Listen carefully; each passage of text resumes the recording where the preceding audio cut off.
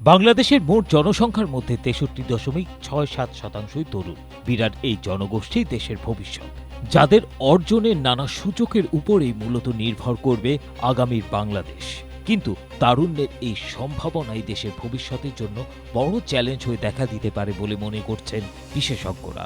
তারা জানান, দীর্ঘমেয়াদী পরিকল্পনা করার মতো দক্ষতা বা সক্ষমতা আমাদের দেশের নীতি নির্ধারকদের নেই, যার খেসারত দিতে হচ্ছে নতুনদের। নেই সেই অর্থে কোনো পূর্ব পরিকল্পনাও। সম্প্রতি life choices and futures demographic future survey শীর্ষক বৈশ্বিক জরিপ প্রতিবেদন প্রকাশ করেছে জাতিসংঘ জনসংখ্যা তহবিল। জরিপ অনুযায়ী বাংলাদেশের 67.2% তরুণ অর্থনৈতিক অনিশ্চয়তা, সংঘাত ও বৈষম্য নিয়ে উদ্বিগ্ন। স্ট্রবেরি সুপার ডটেড ও ক্লাসিক ভ্যারিয়েন্ট সেন্সেশন জাগুক শিহরণ। দক্ষিণ এশিয়ার দেশগুলোর মধ্যে এই হার সর্বোচ্চ।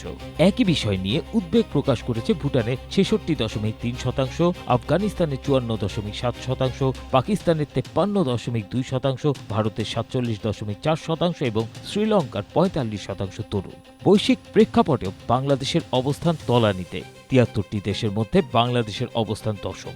বাংলাদেশ পরিসংখ্যান ব্যুরোর শ্রমশক্তি জরিপের তথ্য বলছে, যোগ্যতা অনুযায়ী কাজ পাচ্ছে না দেশের প্রায় 1 কোটি মানুষ।